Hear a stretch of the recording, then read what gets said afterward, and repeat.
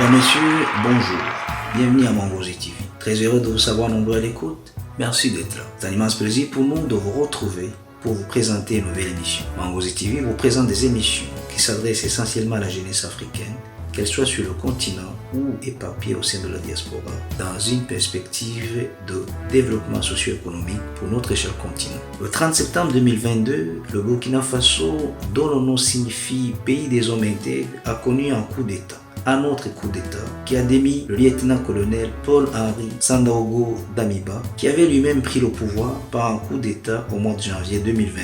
Mangozi TV vous propose de revenir sur cet événement dans cette capsule. Décidément, l'Afrique est en train de retourner dans une nouvelle saison des coups d'État. Le 18 août 2020, le Mali avait connu un coup d'État qui avait déposé le président Ibrahim Boubacar Keïta dit Ibeka. Les militaires qui ont pris le pouvoir accepte alors que le pays soit dirigé par le colonel à la retraite et ancien ministre de la Défense Bandao comme président de transition. Assimi Goïta devient vice-président et Mokhtar Ouane est nommé premier ministre. Le pays revivrait le même événement le 24 mai 2021 dans ce qu'il convient d'appeler un deuxième coup d'État ou un coup d'État dans un coup d'État. Cette fois, les militaires assument tout le pouvoir avec comme chef de la junte et président du pays Assimi Goïta. En Guinée, le 5 septembre 2021, l'unité d'élite de l'armée guinéenne, le groupement des forces spéciales, s'empare du palais présidentiel, capture le président Alpha Condé et prend le pouvoir avec comme président le colonel Mamadi Doumbouya.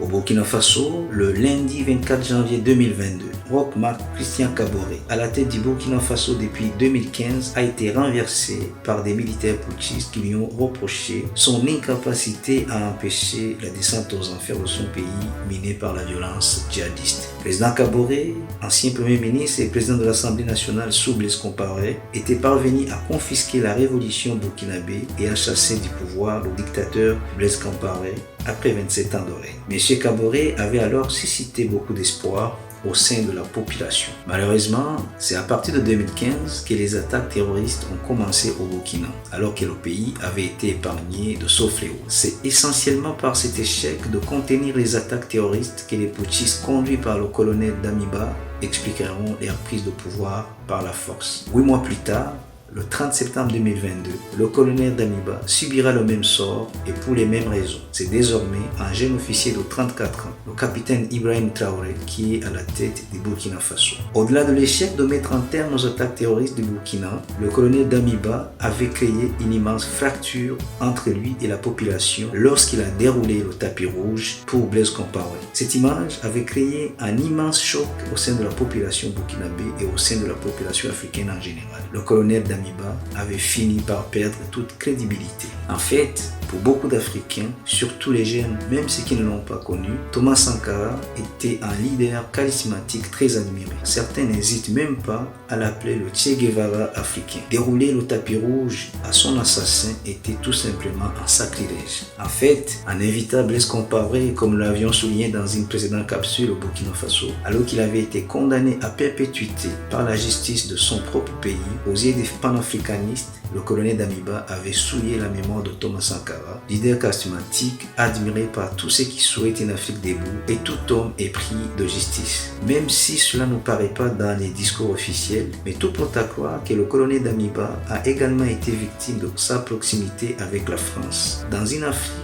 tant meurtri par l'impérialisme français, dans une région où tout le monde semble vouloir mettre un terme à l'influence française, le colonel Damiba avait gardé un flou par rapport à la France. Cette nouvelle saison de coups d'État témoigne de l'échec cuisant de toutes les gouvernances que nous avons eues depuis les indépendances et il est très probable qu'on assiste à d'autres coups d'État sur le continent tellement il y a de frustration et de déception. De toutes les façons, la plupart des régimes sur le continent sont issus de coups d'État. Si ce n'est pas un coup d'État constitutionnel, c'est un coup d'État militaire. Les 3e, 4e, 5e et 1e mandats sont aussi des coups d'État. Depuis le 5 octobre 2022, le capitaine Ibrahim Traoré est officiellement président du Faso, faisant office du plus jeune président en exercice. Rappelons que le capitaine Traoré avait lui-même soutenu le putsch du colonel Damiba et en seulement 8 mois, il a été déçu jusqu'à faire tomber son ancien protégé. Kaboré a échoué, Damiba a échoué. Compaoré n'avait pas à réussir car son mandat n'était pas de veiller aux intérêts de Burkinabé. Il était chargé de veiller aux intérêts de la France-Afrique et ça, il l'a bien fait. Je doute que le capitaine Traoré réussisse tellement la tâche est difficile. Le jeune capitaine n'a pas de baguette magique pour répondre aux aspirations du peuple burkinabé. Il est jeune et semble être animé par de bonnes volontés, mais il n'a pas le charisme de Sankara. Honnêtement, d'autres coups d'État ne sont pas totalement à exclure. Souhaitons tout de même